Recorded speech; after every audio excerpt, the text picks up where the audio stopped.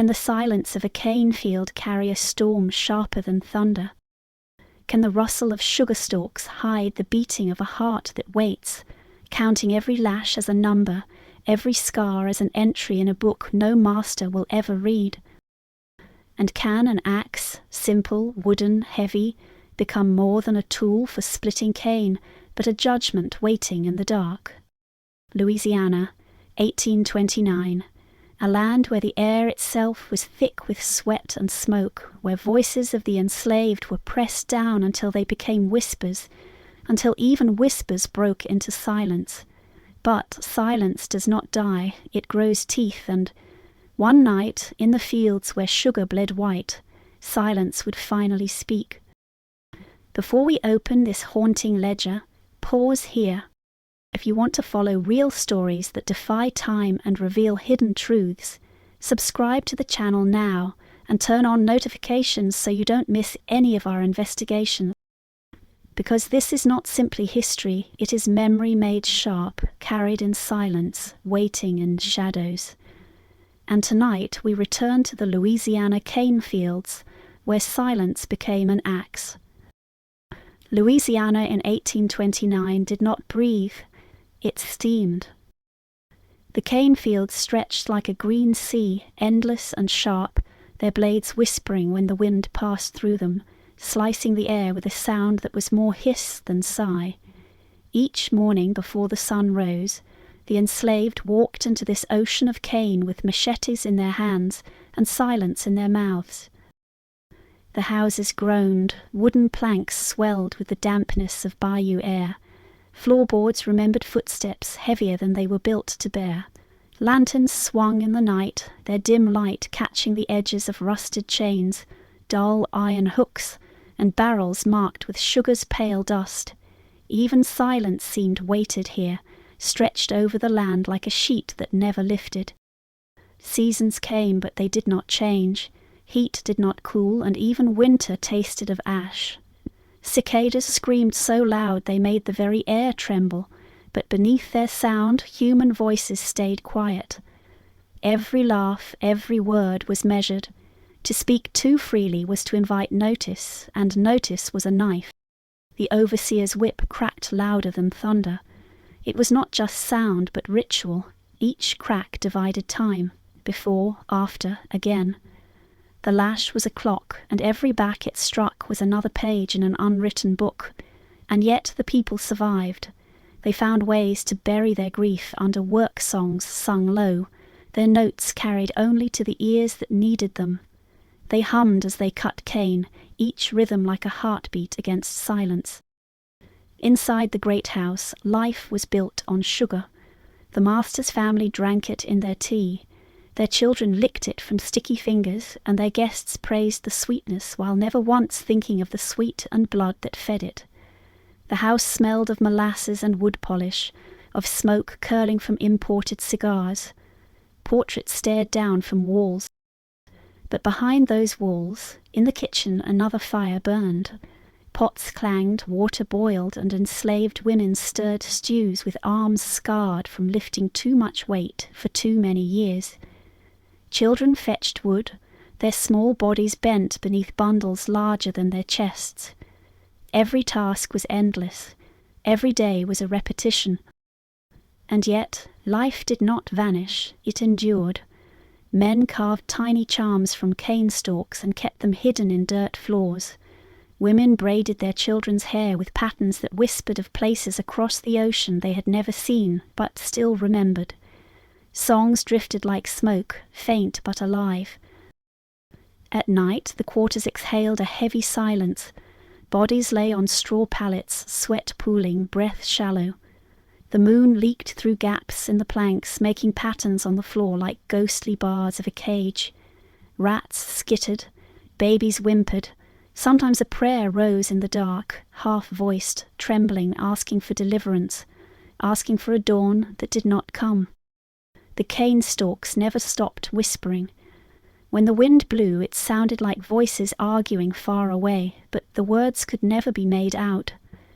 Some said it was the sound of ancestors, still waiting, still watching.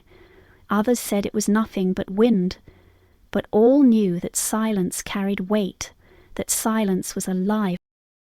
The plantation's rhythm was carved into bone. Dawn meant chains uncoiling, work lines forming, tools lifted, sweat falling like rain. Noon meant exhaustion and dust clinging to every crease of skin. Evening meant a bell, and still no rest, for chores stretched into darkness. And in every hour, silence pressed down like a hand on the throat. But silence is a dangerous thing. It listens, it remembers. It does not die when pressed. It sharpens, waiting for the right moment to be unsheathed. And among the enslaved, one man, his name whispered low, never written, was learning to turn silence into something heavier than steel. In the fields he worked like all the others, but his eyes did not wander, he counted. Every lash that fell, every insult thrown, every scarf carved into flesh, he stored them. Each one was not forgotten but placed carefully in an invisible ledger, a book that no overseer could read but that he kept close. At night, when others fell asleep from exhaustion, he listened to the creak of the house timbers, to the shuffle of boots on packed earth, to the sound of keys turning in locks. He learned the rhythm of the plantation the way one learns a hymn, not with joy but with a patience that burns. The axe leaned against a shed wall, its blade dulled by years of cane. To most it was just another tool, but to him it was something else. He saw its weight, its edge, its silence. He saw judgment waiting in its shape. The cane fields sighed in the wind, carrying secrets in their green blades. The stars above looked down, cold and endless, their light falling on backs bent in labour. History itself seemed to hold its breath. Louisiana, 1829, a world of sugar and silence, of groaning houses and whispering fields, and somewhere within it a man was carving not wood, not cane, but patience itself, shaping silence into a weapon, preparing a page in his ledger that would one day close with an axe. His name was not written in any book kept by the master. On ledges of the plantation he was only a mark, a number, a line where sugar's profit was measured in bodies instead of coin. But within himself he carried another book, one that no overseer could see, one that silence kept safe. Every scar was a line in that ledger. The first, across his back, burned into him when he was barely 15. He remembered not only the strike, but the sound that followed, the silence of others forced to look away, the way their throats held their cries inside as if their voices might also be whipped. The overseer's laughter etched deeper than the lash. He stored it. Another mark, higher across his shoulder, came for pausing too long in the cane, his body collapsing under heat that was heavier than chains. For that he received 10 lashes. He counted them carefully, each one a notch in silence. 10 entries, 10 debts. He had learned not to speak much. Words could betray, words could cost a life. So he gave none. Silence became his guard, his armour. When insult came, boy, dog, brute, he bowed his head, but inside he wrote them down. Every humiliation became a sentence in the ledger. Patience sharpened the pen, memory inked the page. His family too were entries. His wife had once braided his hair at night, her fingers gentle even when the world was not, but she was sold 2 winters ago. He still remembered her last look, a silence so deep it hollowed him. He wrote it down. Her absence lived in the ledger, heavier than scars. His child, barely walking, was taken with her. He never heard the boy cry, never saw him reach out. The silence of that absence was worse than any lash. He wrote it down, and the page bled with emptiness. Each night, when others closed their eyes, he stared upward through cracks in the cabin roof, watching stars. They glittered like the points of nails. He thought of the book he kept in silence. The stars seemed to nod, as if they too were keeping a record. The master's cruelty was routine, almost casual. A kick when passing, a slap across the face when eyes did not fall quickly enough. These, too, were written. The master's voice, smooth in front of guests, turned to venom when only the enslaved could hear. That venom, that dual face, was inked into memory. And then there was the overseer, a man whose whip cracked not only against backs but against the air itself, as if he enjoyed the sound more than the pain it caused. His boots pressed cane stalks into the mud like bones broken underfoot. His laughter, high, cruel, sharp, was the worst of all. Each lash, each insult, each laugh was an entry. The ledger grew thick. He did not show anger outwardly. His face was stone, his body bent with work like the others. But inside, silence burned. He waited. He learned the weight of waiting. He understood that patience was not surrender, it was sharpening. Each day that passed without release was another whetstone drawn across the blade of his silence. When nights came, he did not sleep. He listened to the shifting of the overseer in his quarters, to the sound of chains coiled against a wall, to the dogs panting, leashes clinking. He wrote them all down, not on paper. Paper could be burned, torn, stolen, but in silence where no hand could reach. He remembered his father too, a man who once whispered to him that every man carries two ledgers, the one the master keeps and the one he keeps himself. The master's ledger measures profit, the slave's ledger measures pain, and one day, he said, the debt will demand payment. His father was dead now, buried beneath cane earth, but the words remained. They were written in silence at the very beginning of the book. Silence was his constant companion. It walked with him into the fields, sat beside him at the fire, lay down with him at night. Silence was not empty. It was full, heavy, waiting. Others mistook it for surrender, but silence was his weapon. In silence he remembered. In silence he measured.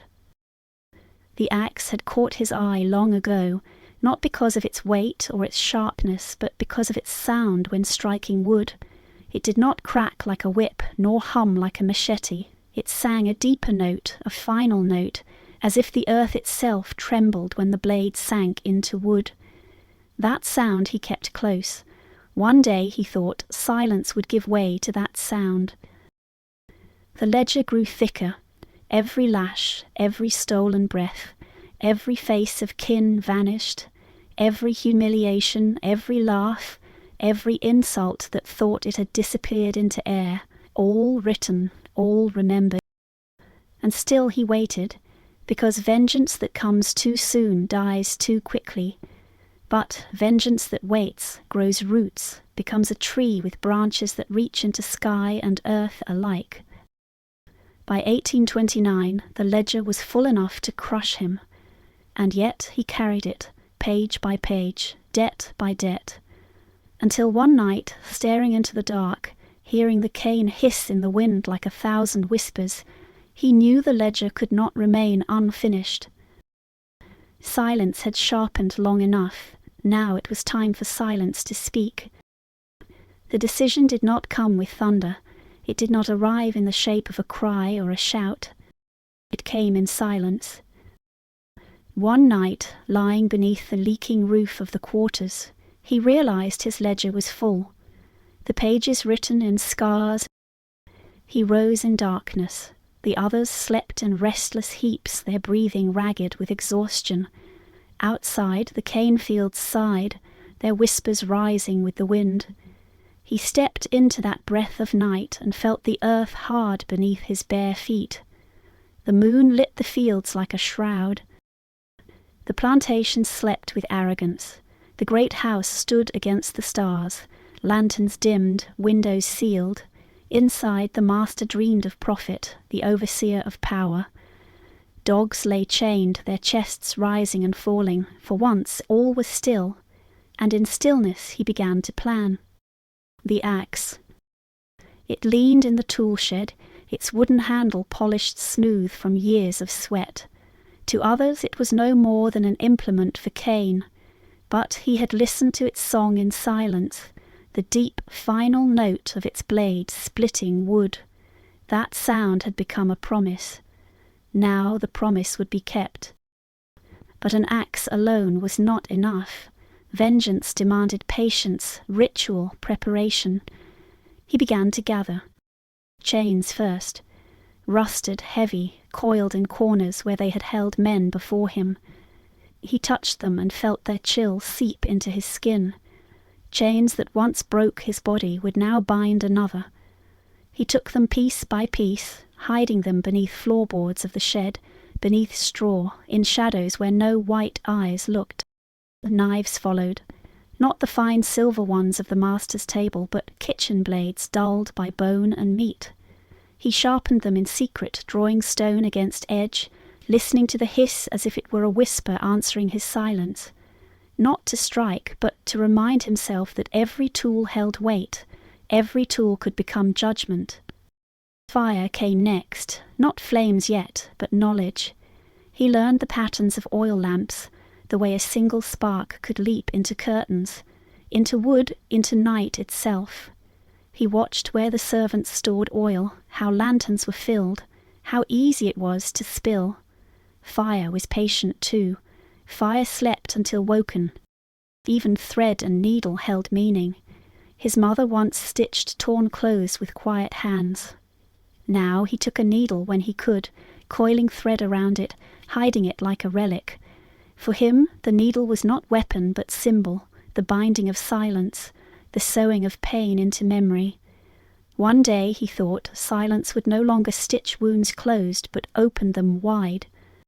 Every step was ritual, every gathering of object, every concealment, every sharpened blade was a prayer, not to God but to justice. In silence he prepared. He watched the overseer, counted his steps, his habits, when he drank, when he laughed, when his boots struck the floor. He noted how the man walked back from the fields at dusk, whip slung loose, arrogance dripping from every gesture. He wrote it in memory, another entry in the ledger, now shifting from past to future. He studied the house, which windows were shuttered first, which lanterns dimmed last. He memorized the groans of the floorboards, the creak of stairs, the sound of locks turning. Silence made him invisible, silence taught him the language of wood and iron. The fields spoke too. Cane stalks whispered of hiding places, of paths where the wind drowned sound. The swamps beyond muttered promises of escape, their waters thick, their shadows wide. He walked them in thought, his silence mapping every way the night might open. Patience was everything. To strike too soon was to die without meaning. To wait was to sharpen. Each night he returned to his bed, eyes open, ledger heavy. The axe slept, the chains coiled, the fire waited. And still he worked by day, sweat dripping into cane earth. His silence held steady, his eyes bent downward. No one saw the fire beneath, no one noticed the ledger's weight pressing toward its final page. The overseer mocked his silence, called him mute dog, stone face, shadow, each insult written, each word another nail driven into the book. He bowed, as always, but silence bowed deeper, drawing in breath, waiting for the hour it would exhale. He remembered his wife's absence, his child's vanished cry, his father's words, all written, all debts. He would not shout when the hour came, he would not cry out for vengeance. Silence itself would rise, and silence would kill. The night drew closer, the ledger, now unbearably full, pressed against him like chains heavier than any iron. He felt it in his chest, in his bones.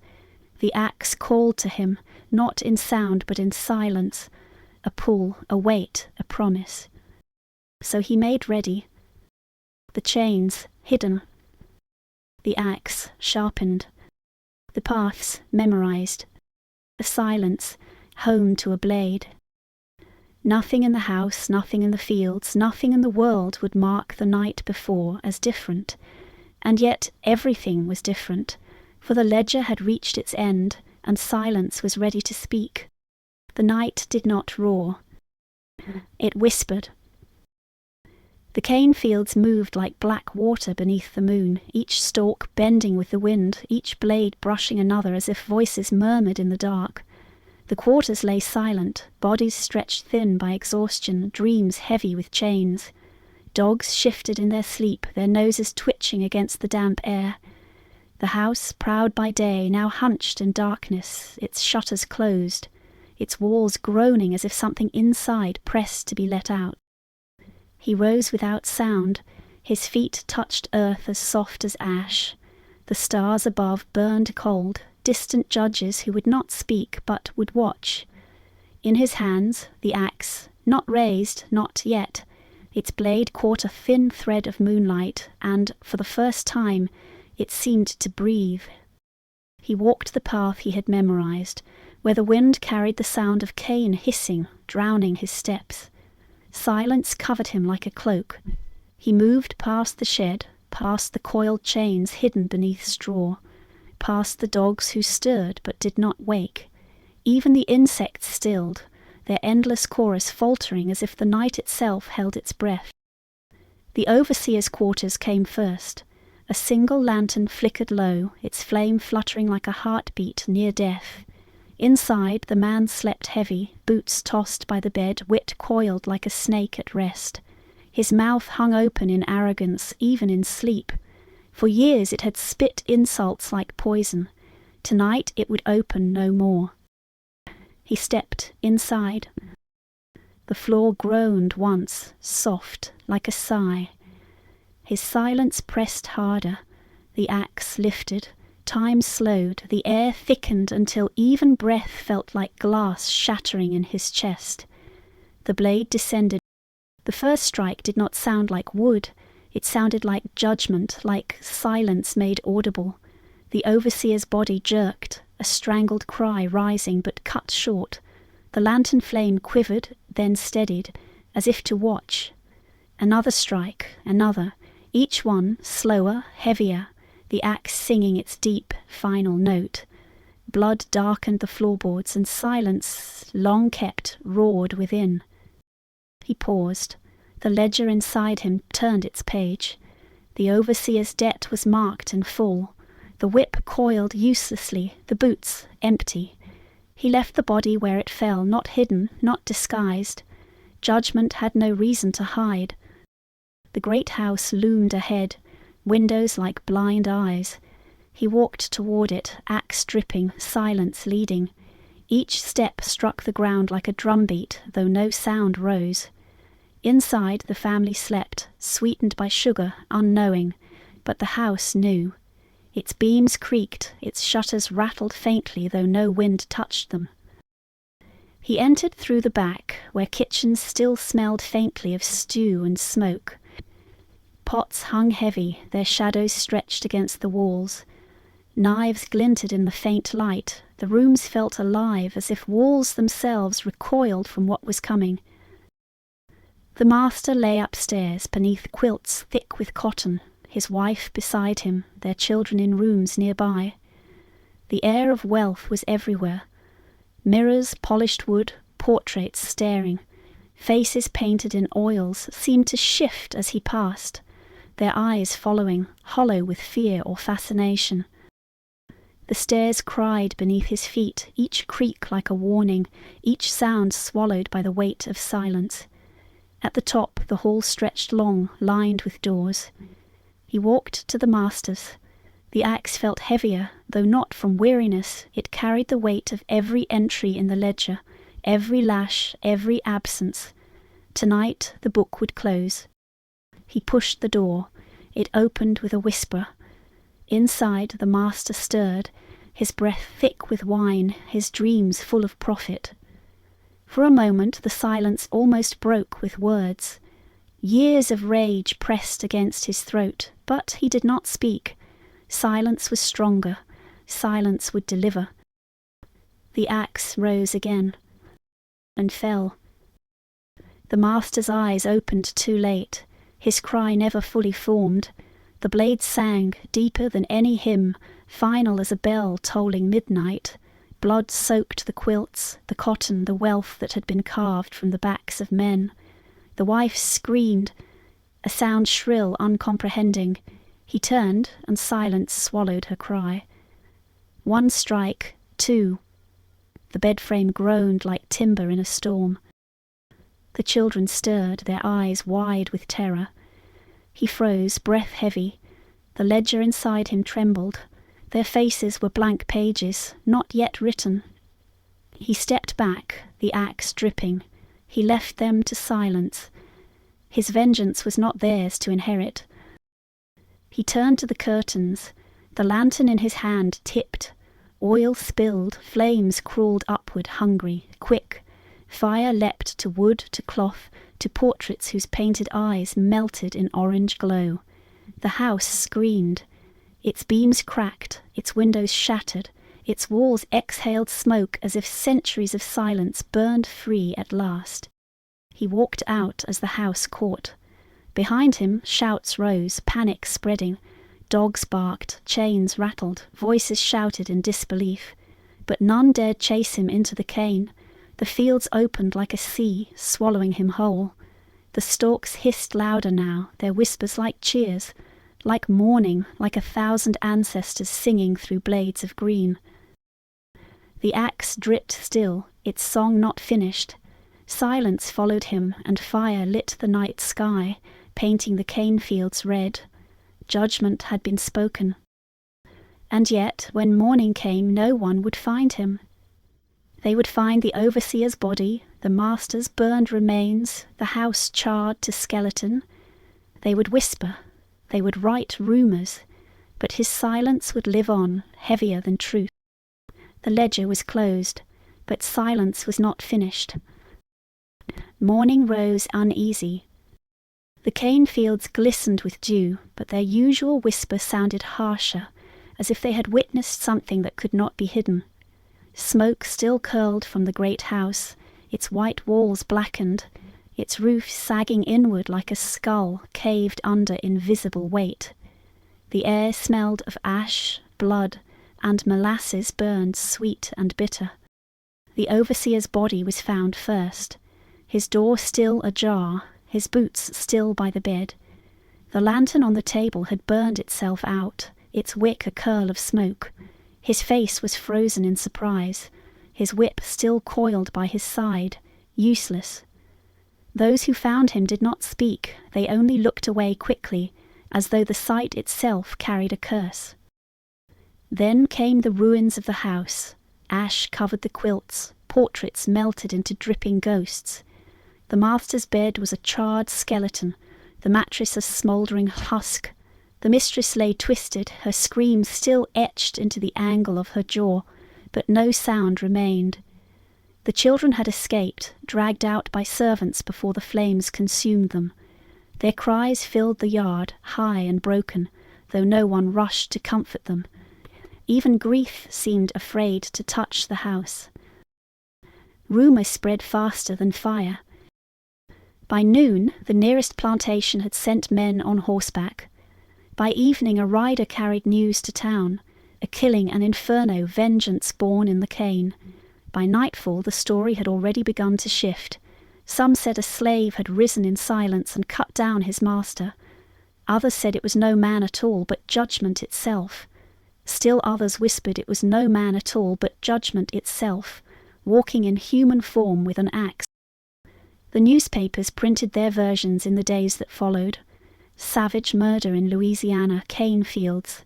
Infernal slave uprising quelled by fire. The words bent truth until it cracked.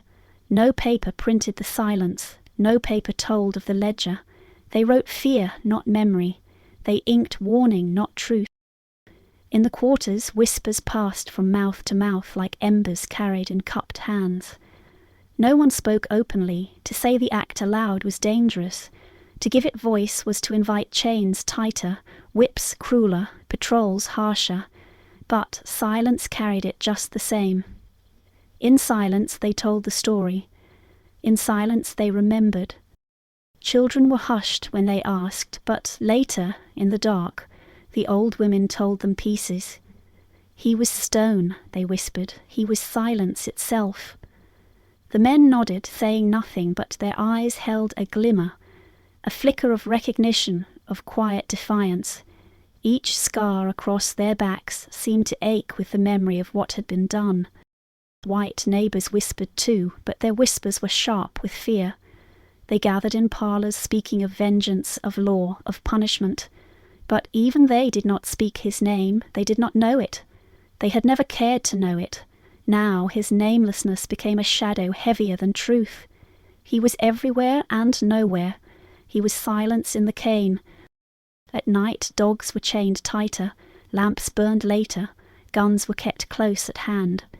The cane fields, once seen as profit, now rustled with unease. Each stalk seemed taller, each shadow deeper. The land itself felt haunted. Men rode patrols, but their horses shied at the sound of cane moving in wind, as if they too feared the whisper of what walked there. Some said he fled into the swamps, that he melted into the moss and mud, becoming part of the land, untouchable. Others said he walked north, his axe still dripping, carried by silence all the way to freedom. Still others swore he never left at all, that at night when the wind rose they saw him in the fields, axe in hand, eyes dark, ledger in heart, waiting for the next debt to demand payment. The enslaved carried him differently, not in fear but in awe. He had done what silence alone could not. He had spoken without words. He had broken the whip. He had burned the master's house with judgment. They did not say his name, but when they bent in the cane, when they sang low, when they hummed against exhaustion, there was something new in their rhythm, a beat that struck harder, a note that did not tremble. The overseer's whip was taken down, but no one touched it. It lay like a dead snake in the dirt, drying in the sun. No hands lifted it again. Its silence was heavier than its crack had ever been. Fear spread. Yes, the masters feared revolt. The townsmen feared shadows. The overseers feared silence. But alongside fear something else grew, something quieter but stronger. The enslaved looked at one another and saw the ledger in each other's eyes. They saw patience, memory, silence sharpened. They saw that one man had carried the book to its end, and that others could too. In the fields, when the wind blew, it no longer sounded like mere whisper. It sounded like footsteps, like breath, like an axe lifted, waiting. Silence had become a presence. Silence had become a ghost. The house was rebuilt months later, its new walls painted brighter, its windows polished. But the walls groaned at night, louder than before. The beams creaked as if remembering flame. No paint could hide the scorch marks in the minds of those who lived there. Children grew up pointing at shadows, saying they heard footsteps. Women whispered of hearing an axe sink into wood though no hand held it. Men drank deeper, slept less, because silence pressed harder. The story spread farther than the parish, farther than the state. It travelled with travellers, with merchants, with whispers carried on paper, on word, on silence itself. By winter's end it had become less fact than legend, and legend was heavier. The ledger was closed, the man was gone, but silence was not finished. Years passed, but the night of fire in the cane fields did not fade. Time tried to bury it, as it buries all things, but silence is not so easily covered. Silence seeps, silence lingers, silence waits. The name of the man was never written. The master's books did not record him beyond numbers. The newspapers did not care to spell him. But in the quarters, in the swamps, in whispers that clung to the cane, his absence became presence. He was no longer one man. He was a shape, a breath, a haunting. The fields themselves seemed altered. On certain nights, when the wind bent the cane, people swore they could hear the sound of an axe splitting wood. Not loud, not near, but faint, carried on the hiss of green blades. Children would ask, "What is that?" and mothers would hush them, pressing fingers to lips, whispering only, "Silence walks." In churches the story changed shape. Preachers, afraid yet trembling, spoke of judgment cloaked in human form. They warned their flocks that sin brings fire, that cruelty breeds reaping. Some dared to say that even God himself had sent the man, silence wrapped in flesh, to balance the ledger. The sermons spread, and with them the fear. The masters wrote rules tighter, chains heavier, punishments harsher, but none of it killed the whisper. The whip cracked louder, yes, but it cracked over men who remembered that silence could split wood, bone, house, history, and no crack of whip could erase that memory. Decades later, when new generations bent their backs in the cane, the story was still there. Around fires, elders told it in fragments. There was a night, there was a man. The house burned. They never spoke his name, for it was not his name that mattered. It was the silence he carried.